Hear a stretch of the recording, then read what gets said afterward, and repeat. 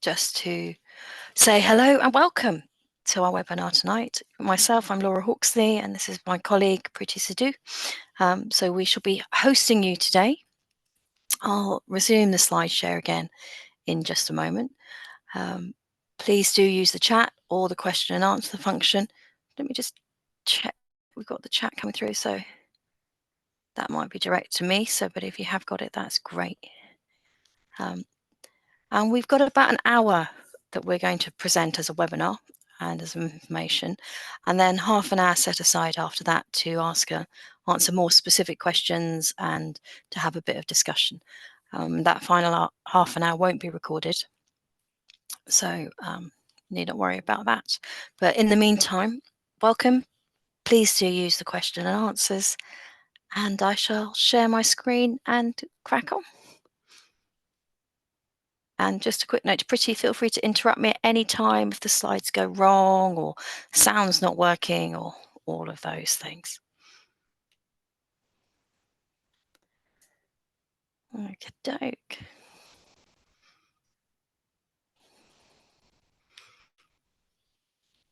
Lovely. So hopefully you're now all looking at the title slide. And it is as it says, what is your child trying to tell you?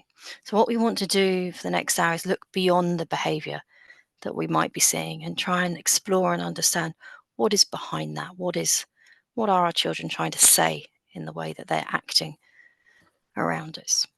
It's part of a series of webinars that are aimed at supporting parents that have been funded by the Opportunity Area for East Cambridgeshire and for Peterborough. This is a government scheme that's been running for a few years now, and we have a series of these webinars already uploaded onto the YMCA Trinity YouTube site. We will upload this one again when we finished, so it'll be a week or so before it is uploaded. And we'll also send you out the slides from today as well, so that you have a record that you can refer back to. I'd just like to, before we start, credit all of the pictures that we use going through this webinar. They're all from unsplash.com, and they've all been generously donated by their individual photographers for free use on the internet. So full credit for them, and you will be able to find if there's any pictures you particularly like, you ought to be able to find those on Upslash. Okay. So just some basic, very quick webinar guidelines before we run through. It is a completely non-judgmental webinar. So please don't berate yourself or have a go, criticize yourself if we are discussing things that you find difficult to do or you're not doing. But also at the same time, please do compliment yourselves as well if you find that what we're talking about does fit with what you're trying to do with your children.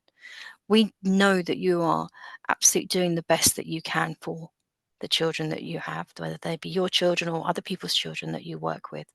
And we really do welcome you to this webinar so that you can add to your toolkit and explore and understand that. Use the chat function. It's actually called Q&A on most computers actually rather than chat. And you've got the opportunity to tick other people's questions to highlight its importance. So that we can pay attention to those questions first as well. I can't remember what the technical term for it is. And then at the end of this presentation, we'll stop the recording and have the opportunity to discuss and explore the questions that are both in the Q&A as well. So that it gives you an opportunity to make the webinar a bit more personal to you and your situation if you want to. And then lastly, what I'd like to do is just really highlight that you are the expert in your children. So hold your child in mind. Hold the fact that you know them best. We are presenting the theory and the knowledge, but you know your child best. And although much of what we talk about will apply to both neurotypical and neuroatypical children and parents, to be fair, please do make sure that you adapt this information to best suit both your own and your child's needs. Okay, it's not one size fits all by any stretch of the imagination. So I'm hoping that this is what you're expecting today, to understand and look at how your children's behaviour is a way to communicate with the world, to think about that behavior in terms of strong emotions that are growing in the context of the developing brain. So, humans are fascinating in our development of our brains compared to our development of our physiology and our physical life. And then to think about how those strong emotions, how those needs and drives are actually communicated to us through behavior, because much of what we say is not done through words. So we want to just unpick some of that and unpick some of the, I guess, some of the confusion really sometimes, because often the behavior looks like it's saying one thing, but it might be hiding something. And then with that in mind, we'll explore a range of ways to support your child's capacity to regulate, to manage their own emotions, to manage their behaviors so that they can learn and develop. And in doing that, we're also going to support your capacity to manage your own behaviors and your own emotions and help your child self-regulate as well. So a lot to cover in the next hour, but we will crack on and see. Definitely no such thing as a bad, stupid question, though, at all. So we're going to start off with thinking about, what do our children need? So childhood in humans is one of the longest in all creatures. It's actually one of the longest because our brain is one of the largest in the natural world. And the only other animals that have not even similar length, but long childhoods would be animals like bowhead whales, primates, and dolphins. So all animals that are at the top of the thinking tree. And because we are so weak and defenseless at birth, we are completely reliant on our parents and on the other humans around us for survival. If we were to compare ourselves with another animal, for example, horses, a foal can get up and run within 2 hours of its birth. For us, it takes a human child at least 18 months to 2 years to be able to run, if not longer. And as we grow and as we're developing, we need to begin to gain skills that make sure that we survive. And one of the main ones of these is communication. It's our ability to get our needs met. That means that we can survive and that we can then move on to learn other skills. We can develop a sense of self, we can thrive emotionally and socially and live long lives. So these needs that we need to get met to survive, they remain throughout our lives, and we need to rely on our ability to communicate to be able to achieve them. And actually, what does happen is that the needs remain, but they just look slightly different. They alter over time, depending on our age. So we know that children need to communicate, and it's fair to say we know that humans need to communicate. And we rarely move through the world alone. So it's worth thinking about what is actually communication. And actually, we tend to, in our world, think about it being about words and about what we say and how we speak. But it's very, very, very small a part of that is communication. 7% of the way we communicate is actually our words. And the majority of our communication is done through facial expressions, whole body movements, and when we're really little, vocalizations as well.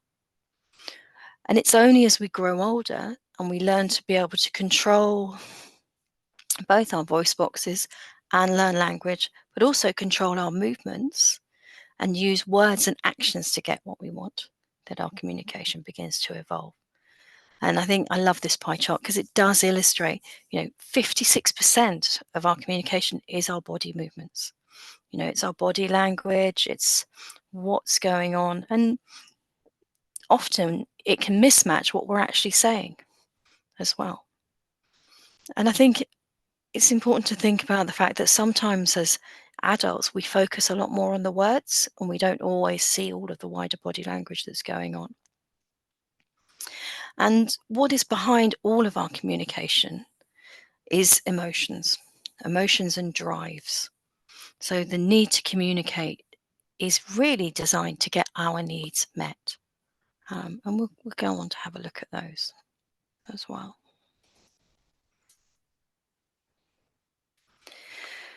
So emotions are states of being. They drive our behavior. and they're made up of our neurophysiological, so our brain chemical responses to the internal and or the external world, through thoughts and feelings, which is basically how we interpret our emotions, and through our behavior.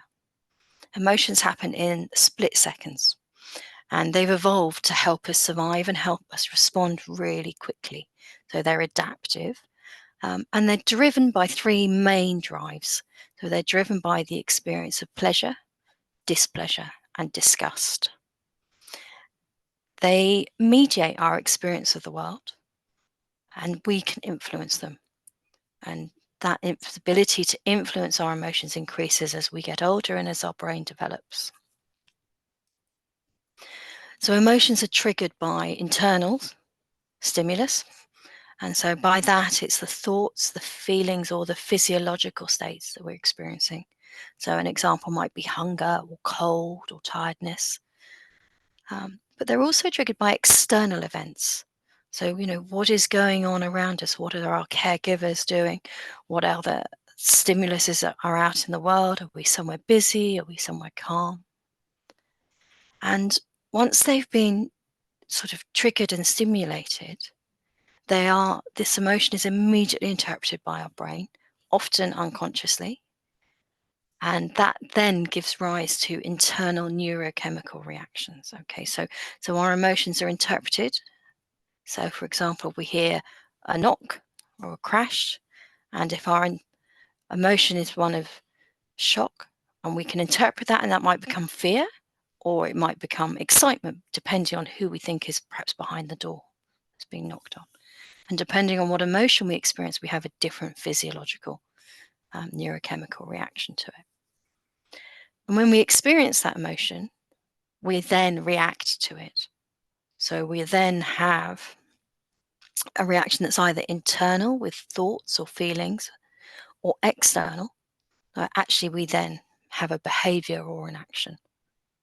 And what we find is that, as with babies and with children, the strength of the emotions can be far too powerful for them to regulate in a calm, logical way. And often what happens is they have an experience, the emotion blows up inside them, and they just behave. And so what we can often just see is the behavior. And the behavior like this can really challenge us as adults around us, because it might not be appropriate to this situation. It might be behavior that we're uncomfortable with. It might be something that we feel like we should know how to manage and we don't.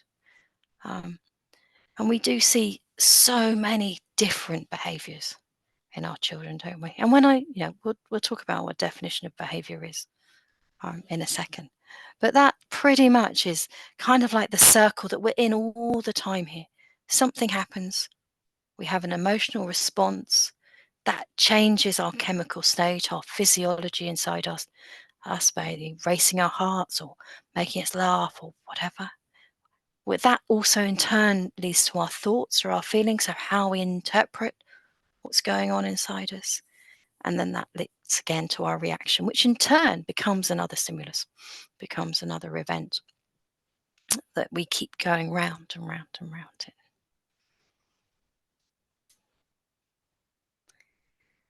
Okay. 6 main emotions as well. So you see here we've got the smileys, the emojis up for angry, fear, disgust, sadness, happiness, and surprise. And these are the 6 sort of referred to as the 6 basic emotions. They kind of underpin everything, and then they can be broken down into finer detail. So, happiness can be broken down into joy, elation, contentment, and so on.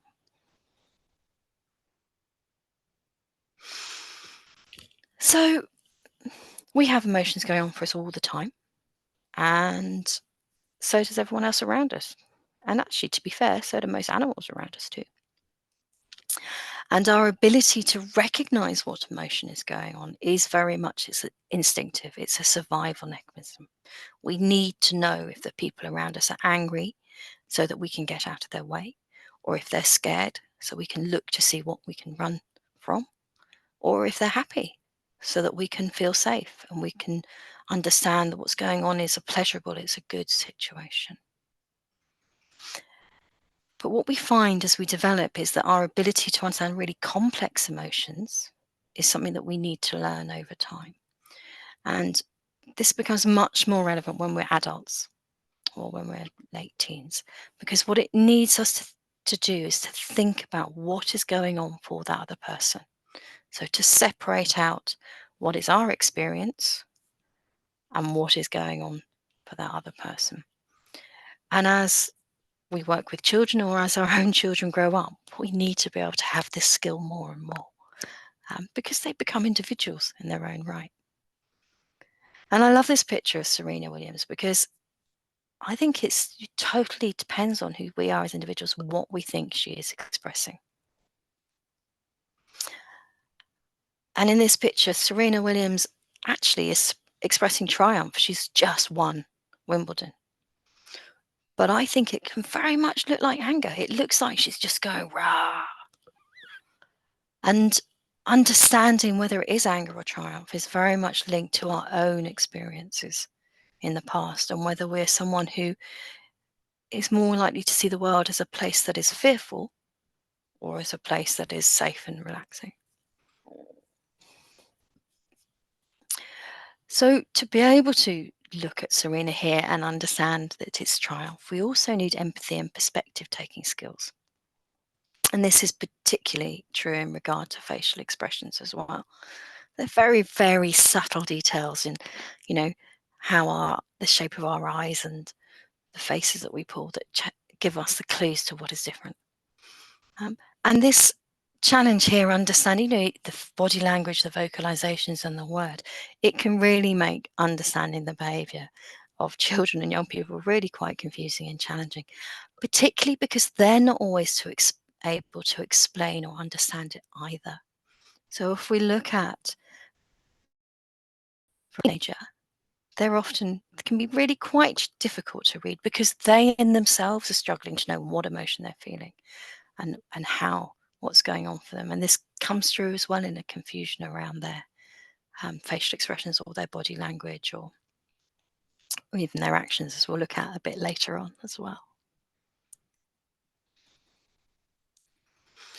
So just a little slide here about child development. As you can see, humans go through a huge amount of development. And it is a massive time of growth and change. Our bodies and our brains undergo massive surges of development. And these surges are not always in line with each other either. That's particularly noticeable when we get to teenage years, where the physical development is far quicker in many ways than the prefrontal cortex, the cognitive development that's going on. But each stage, if you want, of our chart in development are characterized by different behaviors and different challenges for the child and parents. And they're characterized also by leaps and steps and shifts, which are underpinned by the hormonal and the physiological changes that go on. And alongside the hormonal physiological changes, we also have, I guess, social changes.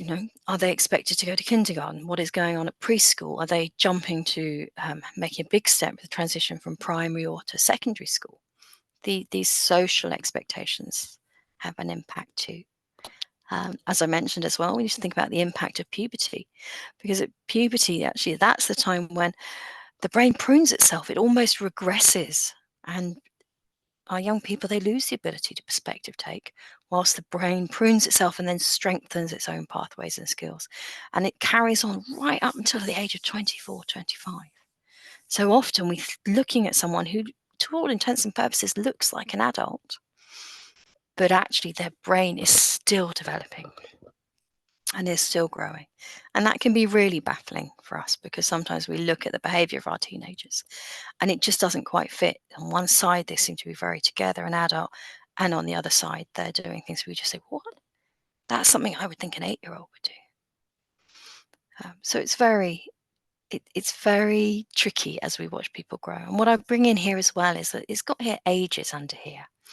But ages are quite arbitrary, and actually what we're thinking about more than anything is not chronological, developmental shifts, because all of our children develop at a different pace. And actually, it's not fair to judge every single 14-year-old as the same standard, because for some of those 14-year-olds, they would have had trauma, or they'd have had shocks in their life or other challenges, which means that actually they're still emotionally, maybe they're more like a 10-year-old. And then there'll be some 14-year-olds who will be more like an 18-year-old in some areas of their life, but back and more like a 10-year-old in another. So we need to think about it developmentally as well. What we're going to do now is we're going to look at a video. Some of you may have seen it before, but it explains the role of the different areas of the brain and how it impacts on behaviour as well. And the reason that I have included it in, well, I'll let him explain first, and then we can talk about why we've included it, because you could probably work that out.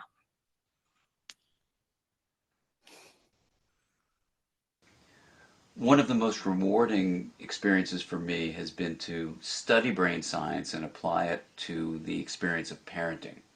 And the hand model of the brain that I use to teach parents is very useful to understand that. So if you take your thumb and put it in the middle of your palm, put your fingers over the top, this is a very useful model of the brain. And when we can actually see in front of us what's going on in the brain, then we can change what the brain does. So let me walk you through very basically what happens in this brain and the structures in it. And it goes like this.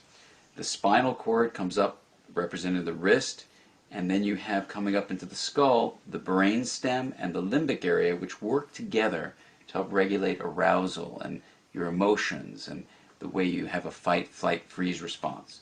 These are below the cortex, the limbic and brainstem areas, and the cortex is this higher part of the brain that allows us to perceive the outside world, to think and reason.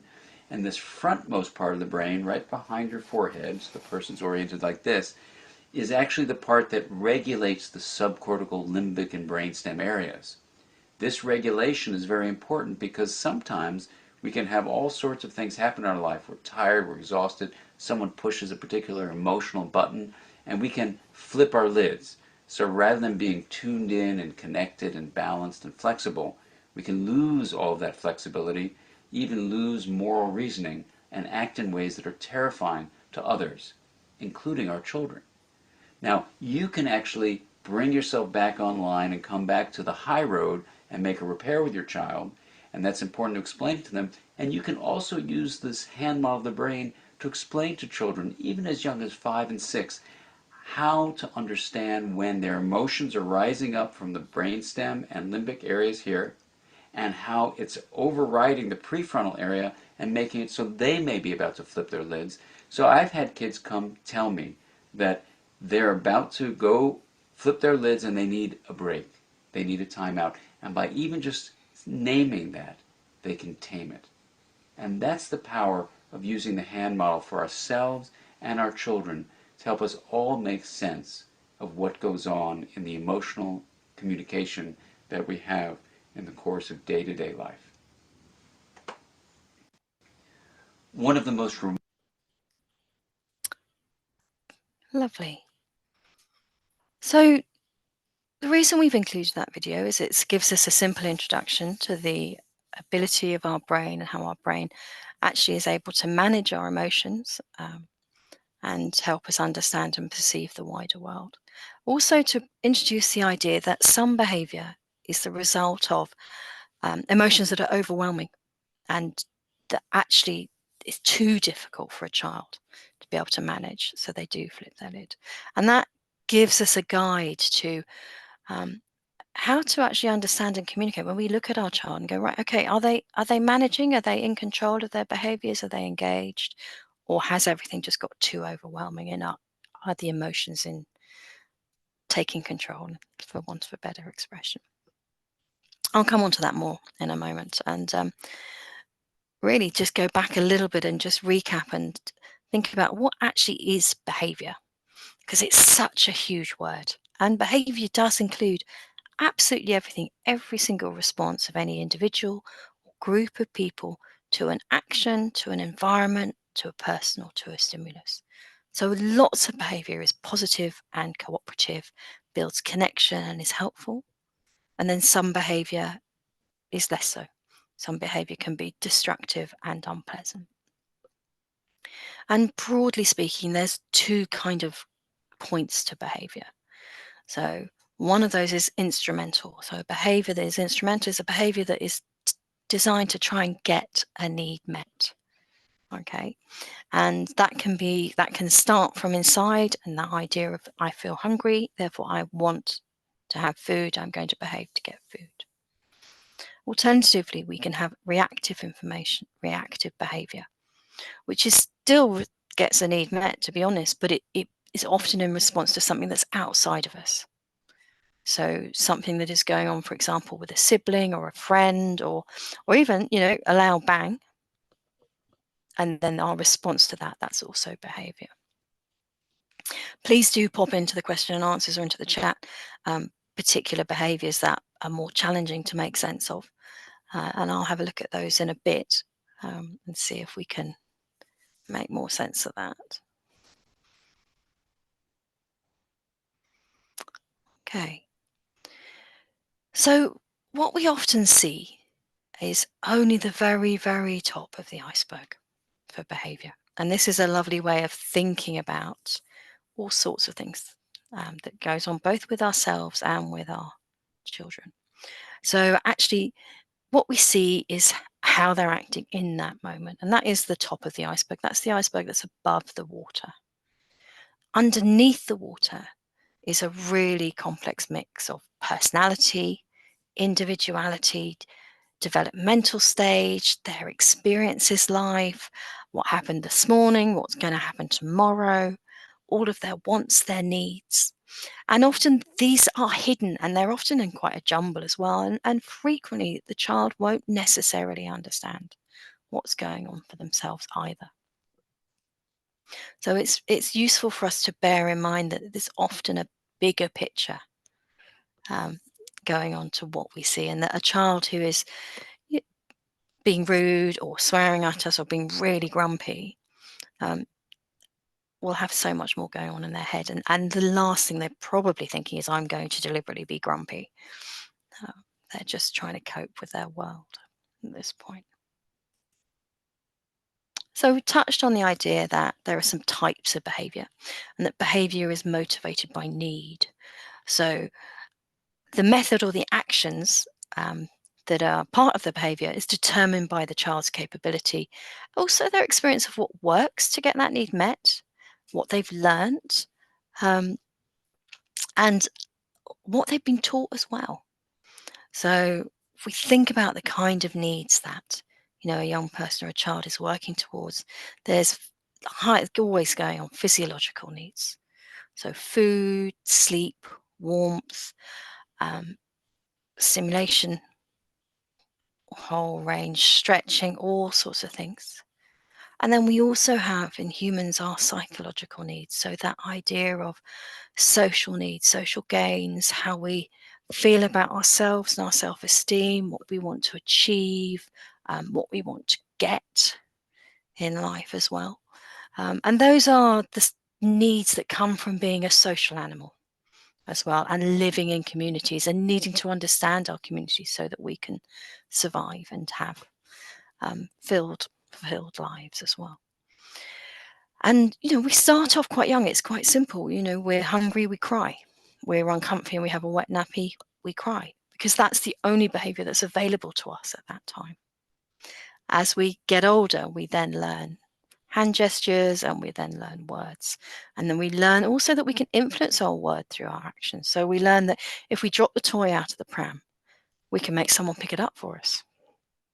And we start to learn about what is our power we have, how we can influence.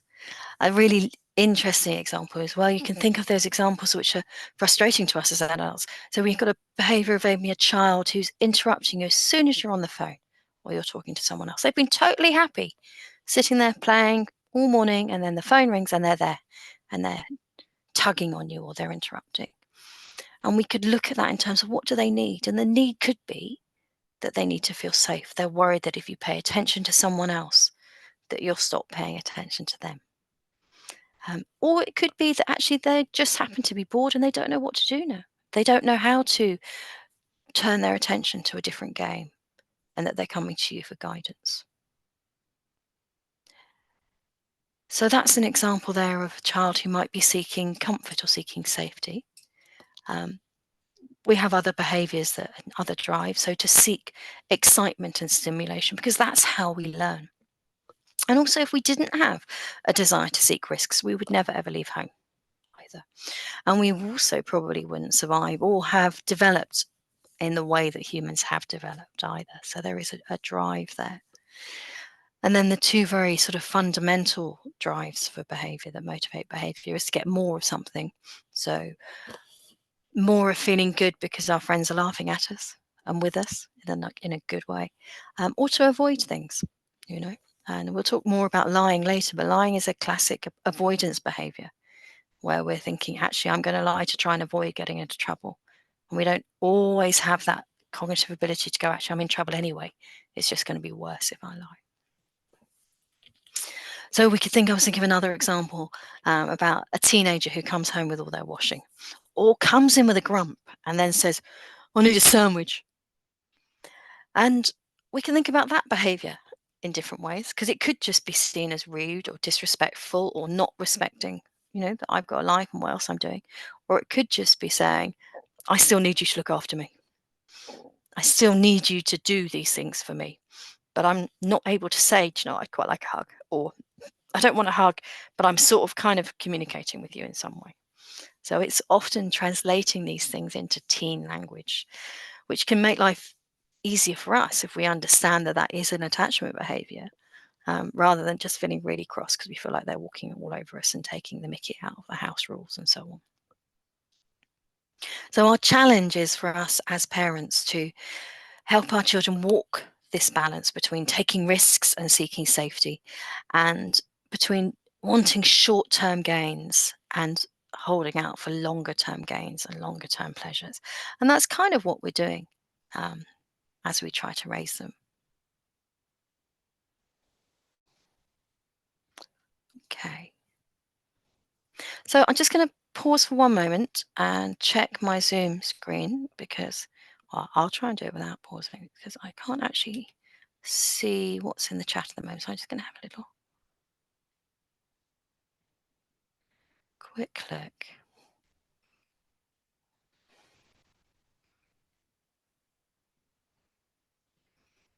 Okay, brilliant. So please do pop questions in. That's great. And if there's anything particular you'd like me to explore or pay attention to, please do. And what we're going to move on now is to start looking at some of the different behaviours of what our children are trying to tell us. So we're going to start with that idea that one of the motivators for behaviours is to seek comfort.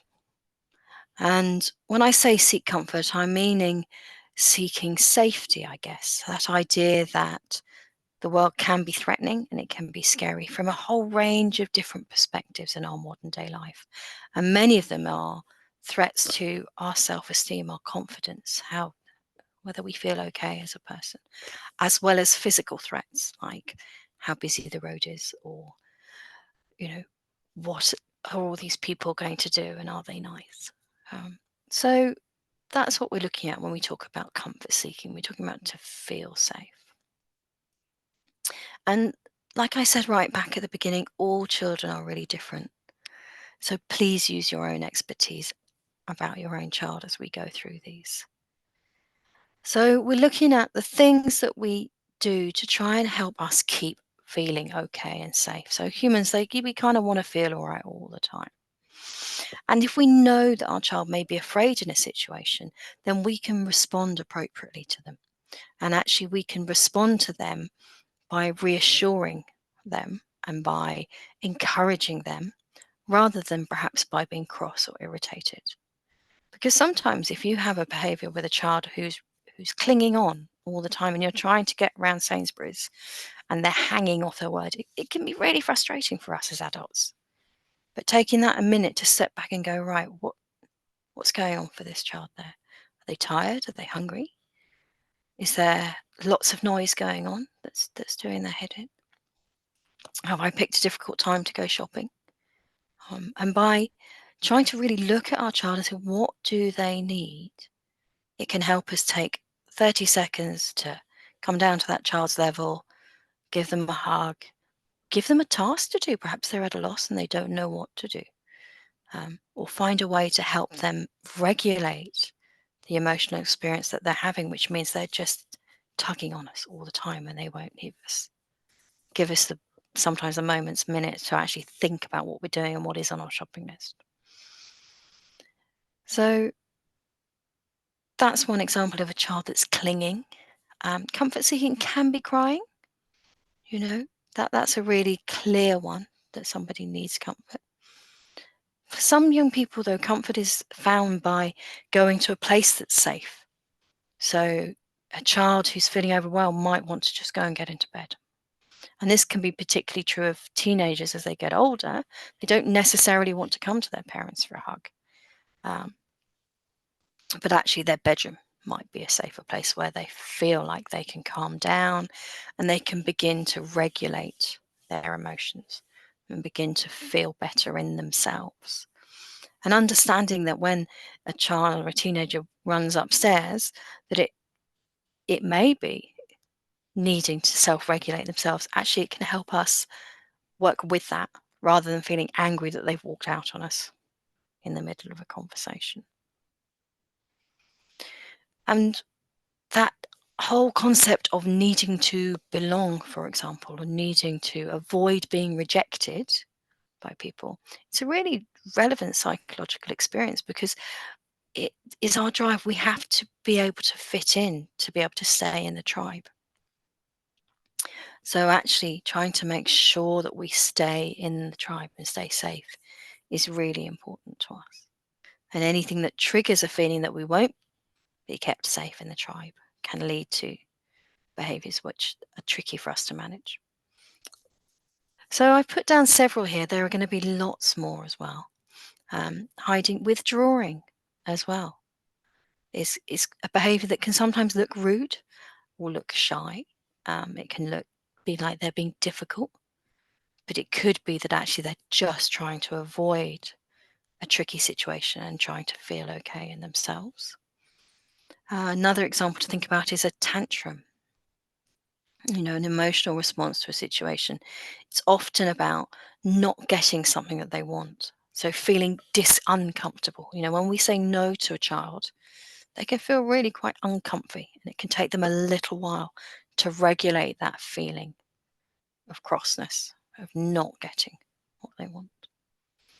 And also for children as well, not being able to self-regulate can also be scary for the child in themselves. So when they get into a state and actually their physiology's getting really involved, their heart's racing, their breathing's changed, they might be teary or feeling sick. That in itself can be quite scary. And it needs us as adults to help them self-regulate at that point and help them understand that it will be okay and that it will change and it will settle.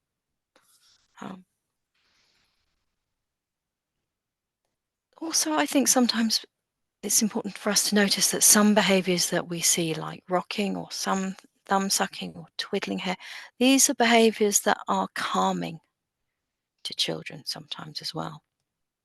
And that actually they might need to be doing those behaviours for a bit to help them manage their emotions in that situation. So the next set of behaviours are seeking stimulation behaviours.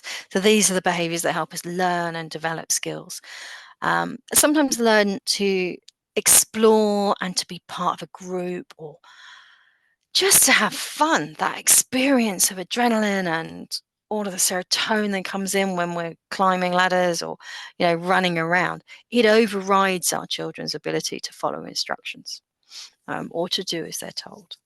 And these seeking simulation behaviors can feel tricky to manage because they feel like we can feel like we're not in control and that we're worried about our children being at risk, that they might be hurt, that they might cause damage, that they might damage themselves. And again, trying to look at our child and understand that they're climbing to the top of the tree, not just to wind us up as a parent, but because actually they're doing something that's helping them learn. This is a basic drive for us, and trying to work with that. So instead of being cross and I've been told you not to do that, it becomes around that sounds like it's really exciting. How can I help you make sure that you've always got holding on with two hands? Um, Same with teenagers. They're very involved in conversations or going down a rabbit hole or gaming on. It's a rabbit hole with social media. Sorry, and gaming, so that actually they don't remember that we've asked them to hang the washing out or that they need to bring their mug downstairs. And again, having the context behind those behaviours can be really helpful, because it can help us remember that this is part of their growing and part of their development. And there's lots of different behaviours. Boredom is a thing for children. They get bored and then they start to learn. And sometimes physiologically, they need to be able to move. We have a saying in our family that actually, we need to run. Our children need to go out for a run. They have much more energy than many, many parents. And when that energy doesn't have an outlet, they start to fidget, and then they start to play with stuff, and then they start to throw the ball around inside the house, and then it all just escalates. So they need to have a physiological outlet as well, to help them manage the physiology and the emotions. And these can be tricky behaviors because it can be things like banging, it can be kicking, it can be mess making, it can be fiddling. So, sometimes they're the behaviors that challenge us as parents because of the situation we're in and who's around us and what's going on. And we're trying to keep that, I guess it is that balance, isn't it, of the outside world versus parenting.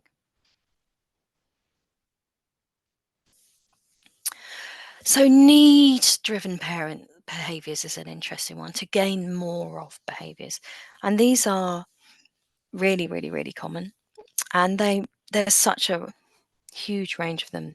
It's difficult to even begin to put on a list. And I think when our children are younger, it'll be physiological needs, food, warmth, safety.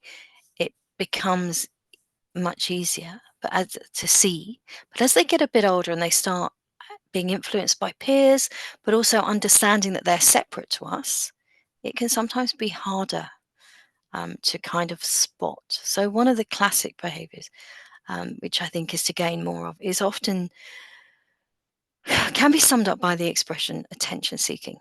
Now, I do have a real issue with that word attention seeking because they're not attention seeking. For me, what it is they want connection. They want more connection with the adults around them. So they behave in ways that means that they get a connection with the adult that's there. Now, unfortunately, not always, the behaviors aren't always positive behaviors. But those are the behaviors that have helped that child feel safe because they know that that adult is then paying attention to them. And that's a very, very old evolutionary need. We need the adults around us to take notice of us. So doing things to maintain image, for example, as a teenager, having street cred and maintaining their image becomes much more important to them than pleasing their parents. And can actually, that drive, that need behind it, means that sometimes those emotions, totally overwhelm any original thoughts of going home on time to do their homework. And we can move that out as well. So social acceptance, to love, to belonging, to working out, how to be different from our parents or how to be the same. And I think as well to get them to feel good. Actually some risk taking behaviors, it feels good. And some children, they need almost like a higher level of risk to get that base level of feeling okay. Whereas others, scary things are very simple and it's very settled. They have very different physiology. And I think we can include into these behaviors to gain more of things like lying, taking things that don't belong to them, arguing back, and being easily led. And I think a word here for lying, which is also relevant to our next slide, is that actually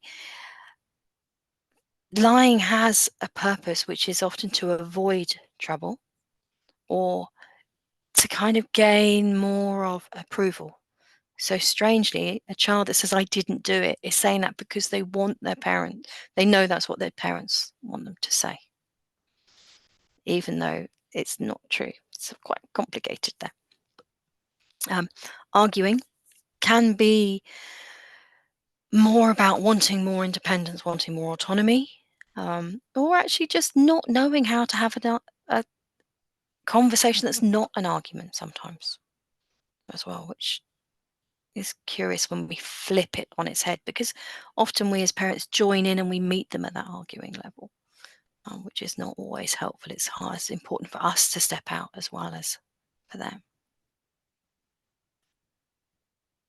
And the last main category of behaviour is avoidant behaviours. So these are to avoid things that are dangerous to us.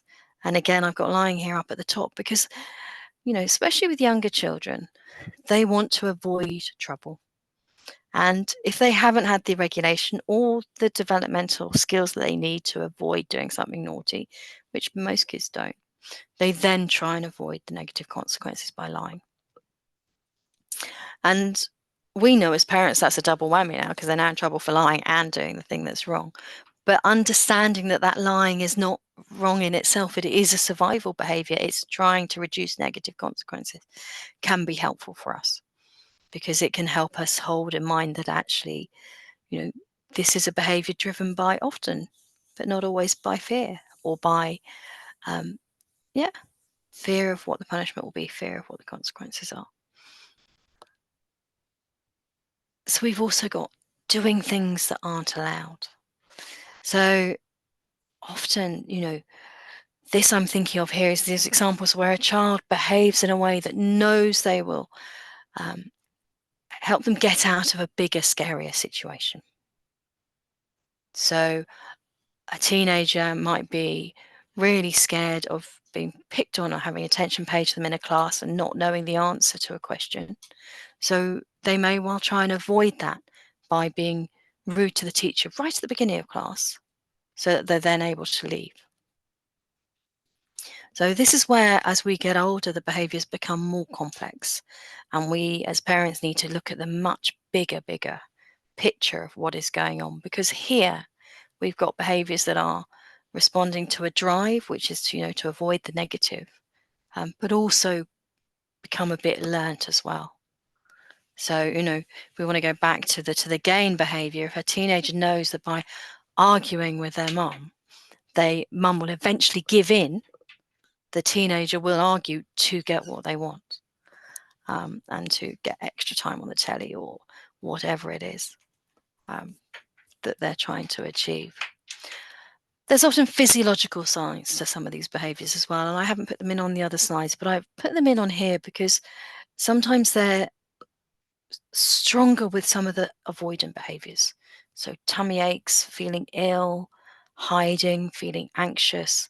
These are often behaviours that come alongside physiologically because we want to avoid situations that are dangerous. And we end up with a tricky balance of helping our teenagers comforting them and giving them the boost they need to face some of the challenging behaviour, some of the challenges they want to avoid, but not in a way that matches them, so that we can follow that through. And also, I think as well, sometimes we don't have the skills to navigate. Our children don't have the skills to navigate these situations, and that sometimes we need to step back and think, okay, so our child is doing X or Y. What is this doing? Why are they doing this? What is this about? And it could be that because we're just asking too much of them, and actually they don't have that skill yet. They don't have that energy, or they don't have the brain development yet. So asking a 6-year-old, for example, to look at something from someone else's point of view can be much more, really quite difficult for them. It can be much harder than it would be, say, for us as an adult. So we've looked at the 4 main types of behaviour. And what we're going to do for the last 10 minutes is look a little bit about how we can relate and respond, and how that affects our interactions with our children. So we've looked at the hand model of the brain. This bit isn't about giving ourselves a hard time if we've got it wrong in the past. There isn't necessarily a right or wrong, to be honest, because relationships can always be repaired. We are able to always make changes in the way we do things if we want to, and we're all learning and growing together, and that is especially true of parents and children. The manual, and we are learning all the time. We only know what we know on this particular day, and tomorrow you might know something different because you've learned something different. So having an understanding of the neuroscientific concepts of what's going on can really help us understand really how our children, what our children are trying to tell us through their behaviour, and help us relate to them more effectively as well. And the first thing that we look at is checking in with ourselves. So to understand and see what our child is telling us, the first thing we have to do is to stop and to notice what we're feeling inside. Okay, because it can be very easy for us to feel like our child's behaviour has been directed at us, or to find that our emotional response to our child's behaviour is more dominant than what is actually going for our child at that time. So because there are so many different ways to respond, as there are different types of behaviour, it's always really useful to just start with, to just stop. It absolutely only takes seconds. And in doing that, it can help reset us. So it means that we can react from that prefrontal cortex of our brain rather than the emotional brain. And it means that at that point, breathe in, we breathe out. So we're feeling more regulated. And the important thing there is a long out breath. And that helps control our emotions. It helps control our physiology. Then at that point, we're then able to connect more effectively with our child. And when I say connection, I mean communicate. I mean to understand what's going on for them and what's going on for us and what we need them to be doing in that moment as well. And these things can happen so quickly. But what we want is that to be able to connect with our child so that they are receptive to what we're asking them to do. And what our child wants, to be honest, is to connect with us so that we're receptive to what they want as well.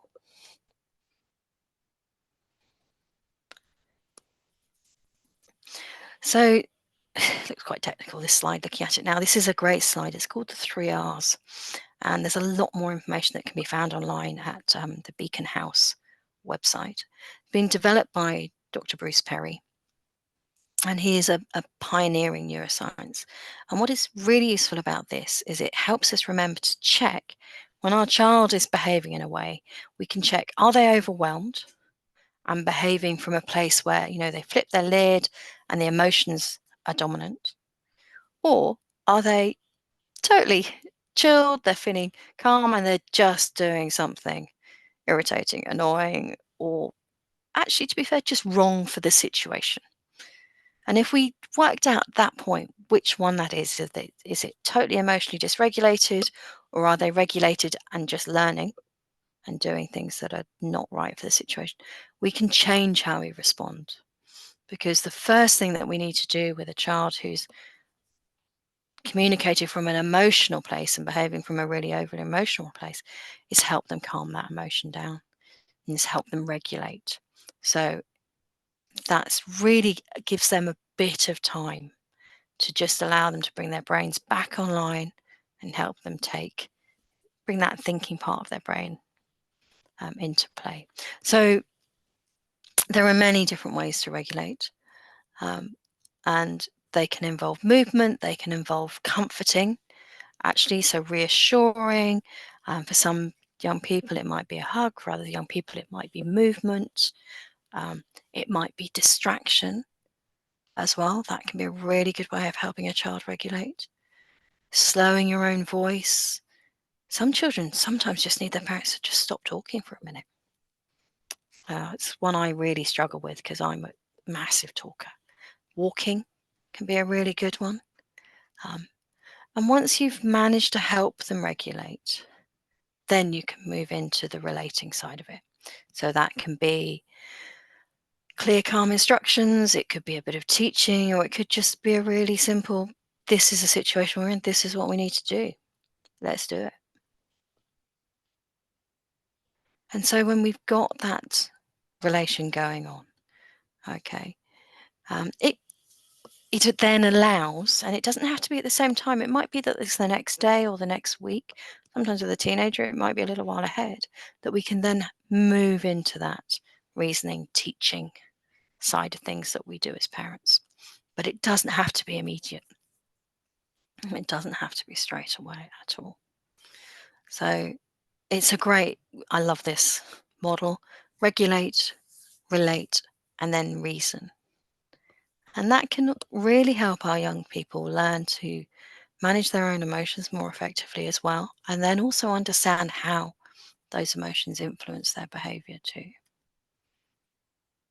So, in a nutshell, I've come up with the 5 W's to really try and understand what our child is communicating to us. We need to notice what we observe. We need to think about what does our child need or want in this moment. What is their developmental ability in terms of being able to get it, in terms of their understanding? What is your own capacity as a parent? What is the situation you're in at the time? What is it okay to do? A child having a tantrum in a supermarket might create a different response to a child having a tantrum at home because of timing and people round, and you know it, the needs of other siblings, the needs of other parents. There's a whole big mix of stuff going on. And then once we've had to think about these things, we can think about actually what the response is we want to give. Do we want to reassure? Do we want to build confidence? Is it about teaching, clear instructions? It's about sharing the knowledge you have, or is it about actually sometimes it's about apologizing. Go, wow, I'm sorry. Do you know what? I brought you here straight after school, and it didn't cross my mind that you've been surrounded by noise and people all day, and you're still processing all of that. And now I've taken you into the middle of a big, busy shopping centre, and you've just overwhelmed. You know. So I think we need to contemplate that ourselves as well. So we're moving up into the last few slides now. Empathic direction, I love this. It will be in the handouts that we send you. Again, it's that checking in with yourself, that connecting. But what I like about this as well, it's about acknowledging what is going on for your child. So I can see you really like climbing that tree and that it feels really exciting. What I really need you to do is come down 2 branches, or make sure you always have 3 points of contact on the tree.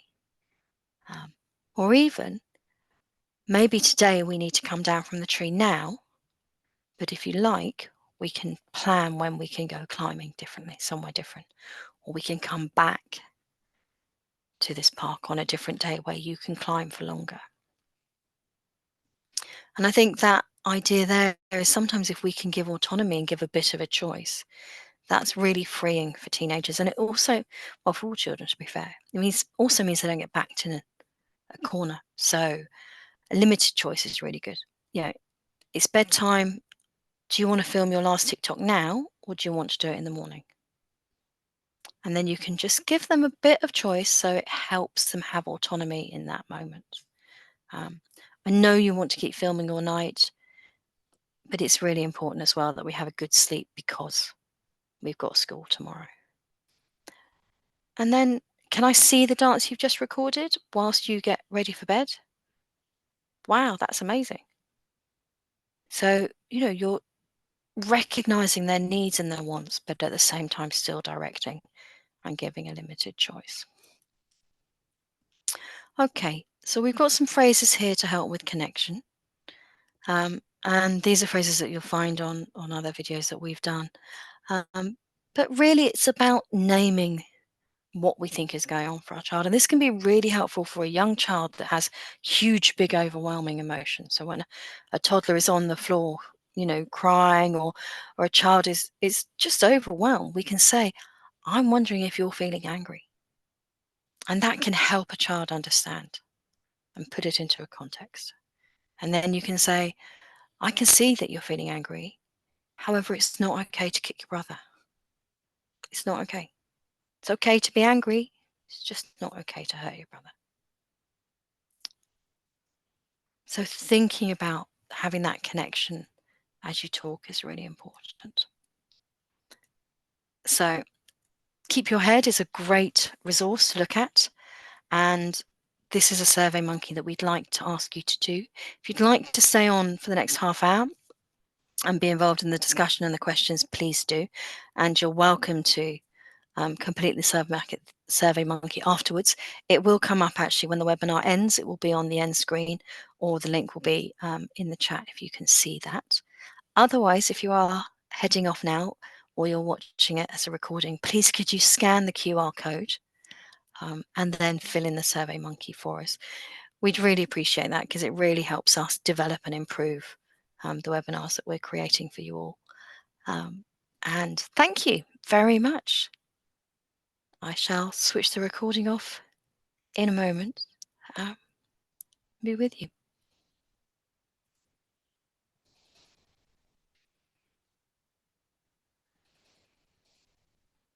Okay, so what I have done is put the Survey Monkey link both in the chat and I think in the question and answer box as well, just in case the QR code isn't something that your phone or you don't have your phone handy.